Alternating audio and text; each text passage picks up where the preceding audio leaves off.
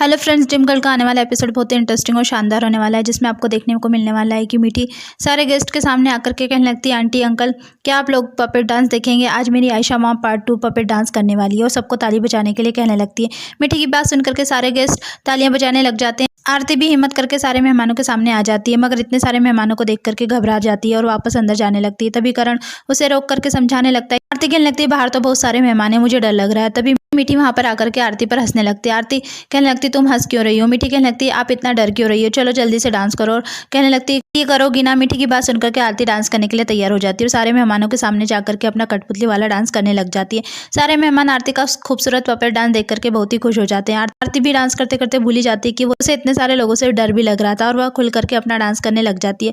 उसका डांस देख करके मानव भी बहुत खुश हो जाता है। जैसे ही आरती का डांस खत्म होता है, सारे लोग उसके साथ सेल्फी लेने के लिए इकट्ठा हो जाते हैं। आरती घबराने लगती है।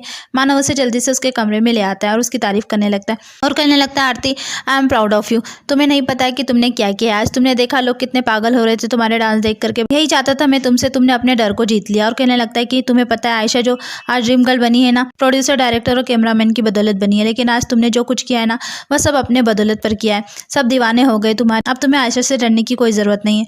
अब तुम अपने पैरों पर खड़ी रह सकती हो, तुम लोगों का सामना कर सकती हो। आरती भी जोर जोर से हंसने लगती है। मानव को समझ नहीं आता है कि आरती क्यों हंस रही है और कहता है, आरती पहली बार मैं तुम्हें इस तरह हंसते हुए देख रहा हूँ। लेकिन आरती से उसकी हंसी नहीं रुक रही होती है। वह जैसे तैसे खुद की हंसी को रोकते हुए मानव से कहने लगती, पता नहीं मानव आपको बचकाना समझूं या बेवकूफ़, आप अपने हिसाब से आरती को तोड़ना मरोड़ना चाहते। कठपुतलियों का खेल नहीं देखा क्या? वह तो सिर्फ दूसरों के इशारे पर नाचती है। एक सरप्राइज तो आपने वहां पर देख लिया, अब एक मैं आपको दिखाती हूं। और अपने कमरे में पर्दे के पीछे छिपी हुई आरती को बाहर निकलने के लिए कहने लगती है।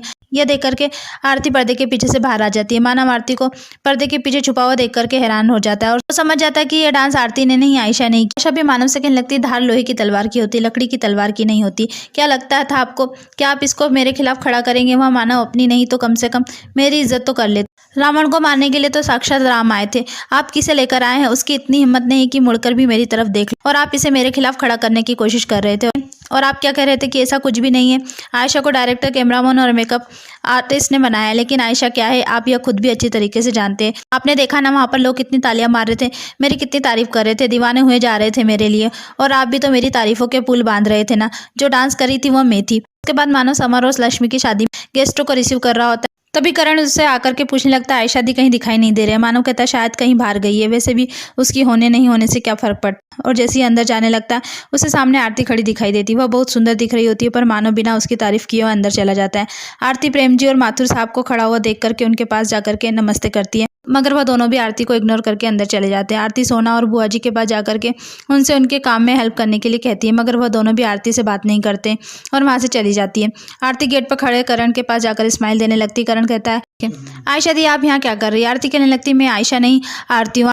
आरती का नाम सुन करके भी करण वहां से जाने लगता है, लेकिन आरती करण को रोक करके कहती है, तुम्हें पता है ना करण, आज इतने सारे लोगों को देखकर मैं घबराई नहीं। मगर करण कहने लगता है, मुझे अंदर बहुत काम है, मैं आपसे बाद में बात करती।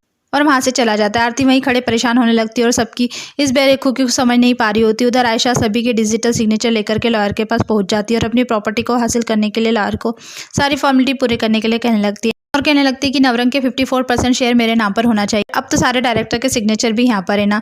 तभी नवरंग का लीगल एडवाइजर आयशा से कहने लगता है, इतना बड़ा डिसीजन लेने के लिए एक बार मुझे प्रेम सर या मानव सर से बात तो करना ही चाहिए। आयशा कहने लगती है, नवरंग की मालकिन आपको बोल तो रही है कि आपको उसकी बात की कोई वैल्यू नहीं है। तभी लीगल एडवाइजर अपने असिस्टेंट को जाकर के कुछ एडवाइस देता है। आयशा ये देख करके वो कहने लगती है, आपको ऐसा तो नहीं लग रहा है ना कि मैं कुछ फ्रॉड करने की कोशिश कर रही हूँ? एडवाइजर भी कहने लगता है, नहीं मैडम, मेरा यह मतलब नहीं था। आयशा उसको समझाती है कि वहाँ पर लक्ष्मी और समर की शादी हो रही है और हम लोग चाहते हैं कि उन दोनों को एक फिल्म गिफ्ट करें। इसी के सिलसिले में प्रोड्यूसर चाहते हैं कि अपनी प्रॉपर्टीज़ में कुछ फेरबदल कर दो।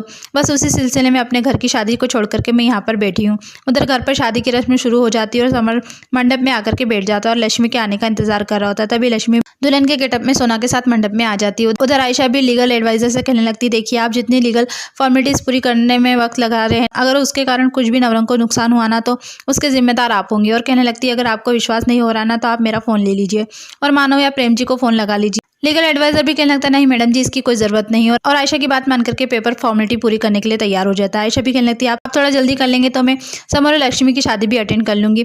लीगल एडवाइजर भी अपने असिस्टेंट को जल्दी से पेपर तैयार करने के लिए इंस्ट्रक्शन देने लगता है। उधर आयशा भी यह देख करके बहुत खुश हो रही थी और सोचने लगती है समर और लक्ष्मी शादी का यह तोहफा मुबारक हो तुमको।